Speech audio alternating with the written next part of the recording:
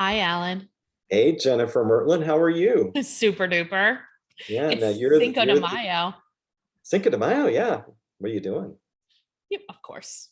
Going to a Mexican restaurant. What are you doing? uh, Mexican's not really what I eat. Your favorite type of food? Well, it's one of my favorite types of food. So, I know it is. So I'm going to turn the tables on you this week. You're ooh. the expert interviewer here. So I'm going to turn the tables and I'm going to ask you some questions. I plead the fifth already. So we did our newsletter this week, and we talked about four myths about the housing market. So I Mhm. want to get your perspective on those myths. And one of those is I should wait to buy a house until the prices and mortgage rates fall. So what do you think about that? I think that, I mean, they've already gone up. They went up today, I Exactly. think. So, yeah, I just don't think that. I guess I would wonder why. Like, what is your perspective? If you're thinking that a house, the price, the cost of the house is too much, I would challenge you because when you look at it, most people get a loan on their house. And when you look at what you pay for that loan, you pay an interest rate.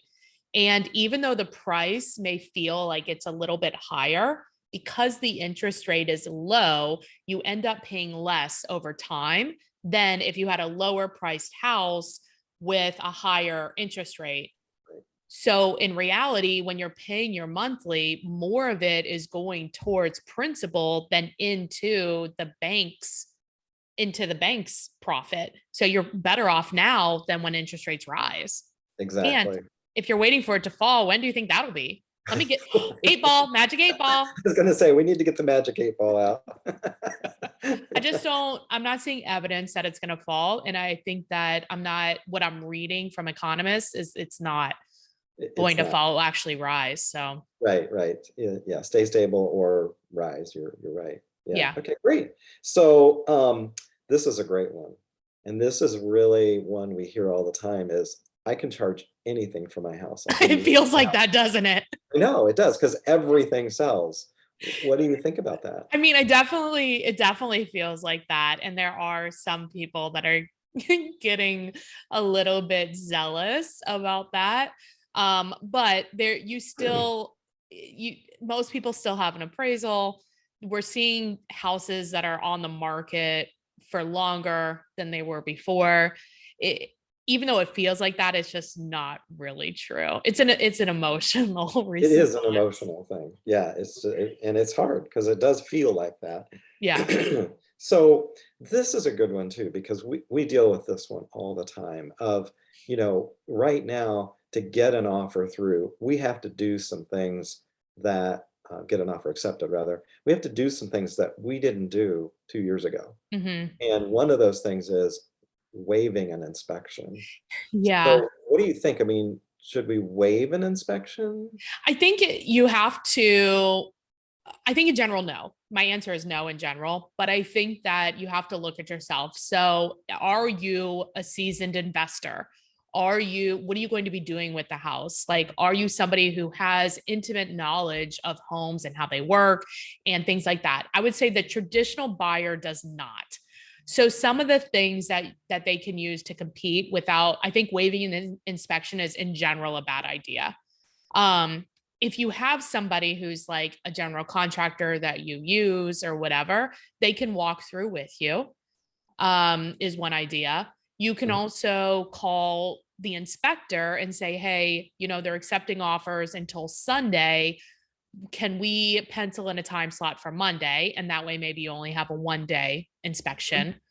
Sure. um, a lot of people are doing it for information purposes only, where if anything is, they have like in their mind, like, okay, I'm good for like little things, but if there's anything big, then I'm going to get out of the contract. And I think that's okay too.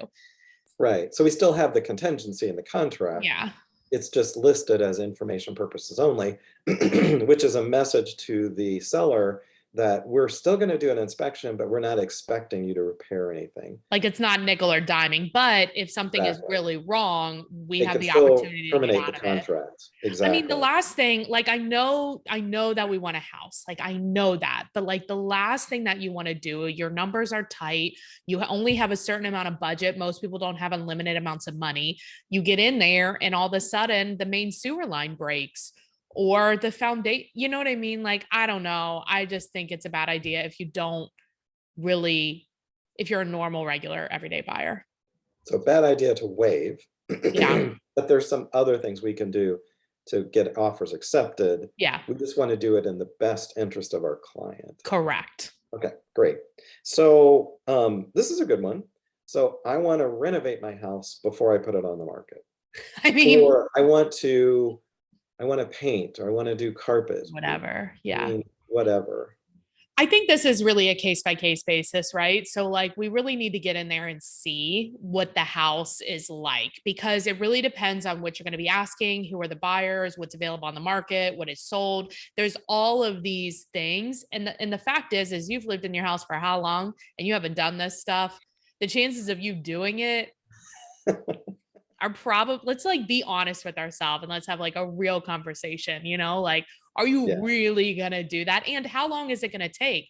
So if it's a renovation, it's going to take months and months and months. Where's the market's going to be then? Who knows? And what are your plans on the back end? Like, I think this just before you decide what you're going to do, let's have a conversation. right, Agree? exactly. Because this actually happened this weekend. I went to see a house and the seller said, well, we're going to paint and put new carpet.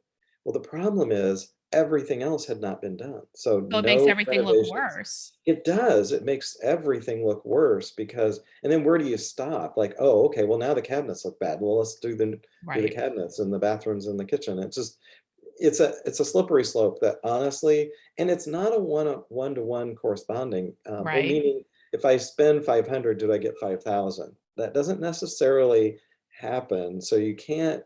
Why spend the money only to just get it out? Just It just price. depends, right? Because sometimes it does make sense, right? And that's why we need to have the It depends. That's conversation. why you have to have a Mhm. conversation. But yeah, it all comes down to let's price the house based on the condition. Yeah, Let's assume that we're not going to do anything, and let's see what right. the price would be for For that. So good, that. Yeah. excellent. It's a math problem. I love It math. is. So if that price doesn't work, then what do you need to spend to get a different price? And then Yeah, how long is it going to take you? And do you have those resources? Do you have the patience? Do you have the knowledge? And then let's just go from there, you know? that's exactly right. This has been fun. I love interviewing you. Well, thank you. You're such So an excellent Jennifer, interviewer.